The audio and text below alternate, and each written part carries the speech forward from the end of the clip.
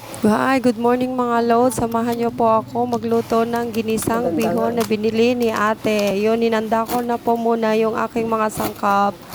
At ginayat ko na rin yung aking repolyo, carrots, fishball, at nagmince na rin ako ng bawang. Prinito ko po muna yung fishball at sinantabi. Ayun, ipapakita ko po sa inyo yung aking mga sangkap na mga gulay, guys. Ito po ang mga aking isasahog.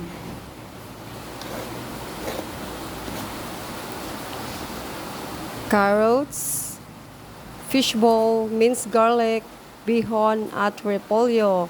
Sorry po kung hindi ko na po pinakita yung aking paggigisa.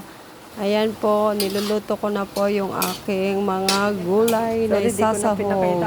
Watch for more content po. Thank you for watching. God bless and take care. More power. I love you guys. Mwah.